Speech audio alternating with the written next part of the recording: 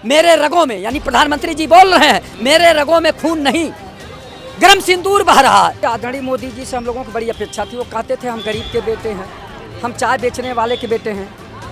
हमारी माँ जो है घरों में जो चौका बर्तन करती थी, हमको कैसे पाली, हमारे कपड़े जो है फटे रहते थे। वो आपके 56 इंच का उस सीना को भी देख लिया और आपका जो है विश्व में डंका को भी देख लिया और विश्व गुरु का भी देख लिया कि ये ट्रंप ने इशारा किया और आपने सीज फायर करा दिया।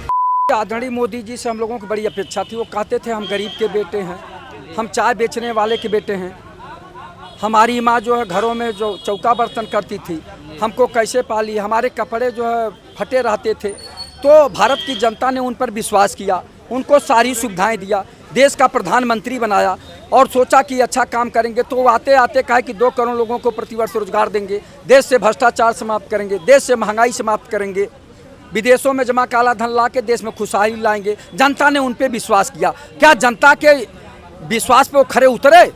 तो आप सोच लीजिए देश के प्रधानमंत्री जी ने क्या क्या कहा। अभी जिन अंग्रेजों को हमारे भगत सिंह, सुभाष चंद्र बोस, महात्मा गांधी, राजेंद्र लाहिड़ी और जो है मंगल पांडे, चित्तू पांडे भगाने का काम किए, उनको हाउडी ट्रंप कर रहे हैं जाके। तो आप बताइए कि वो अंग्रेजों के जो है इतना सम्मान कर रहे हैं और वही अंग्रेजों को कहते हैं कि अब की बार ट्रंप सरकार, और वो हमारे देश के वासियों को पैरों में बेड़ी डाल के हाथों में हथकड़ी डाल के भिजवा दिया भारत।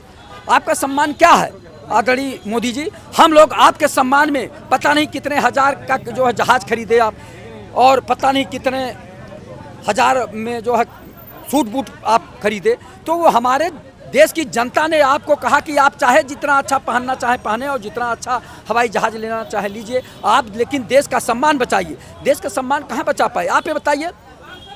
पहलगाम में जो घटना घटी, इसका जिम्मेदार कौन है? आपकी सुरक्षा व्यवस्था कहाँ थी?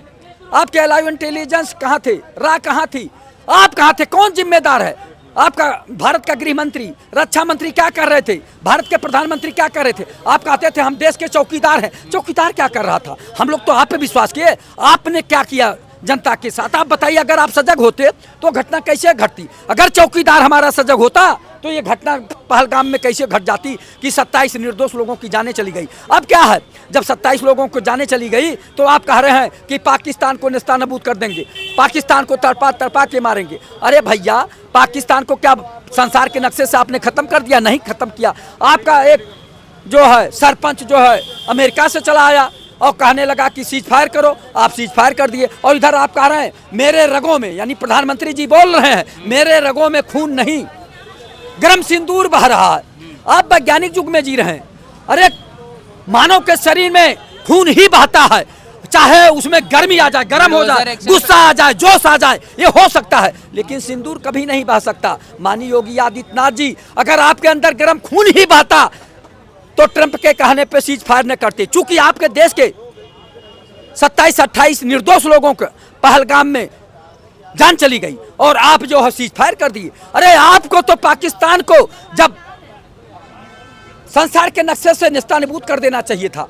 आप ये बताइए, जब भारत की 140 करोड़ जनता आपके साथ थी, विपक्ष के सारे नेता आपके साथ थे, तो आपको कहां डर सता रहा था? कौन सा डर था कि आपने सीज फायर करा दिया? हम लोग आपके साथ थे। आप लोग कहते 65% जनता भारत की नौजवान है, हम लोग बॉर्डर पे जाके लड़ाई लड़ते और पाकिस्तान को सबक सिखाते, लेकिन ये नहीं किए। तो आदरणीय प्रधानमंत्री मोदी जी, आपके चाल चरित चेहरे को जनता समझ गई और आपके 56 इंच का उस सीना को भी देख लिया और आपका जो है विश्व में डंका को भी देख लिया और विश्व गुरु का भी देख लिया कि ये ट्रंप ने इशारा किया और आपने सीज फायर करा दिया। जय हिंद, जय भारत।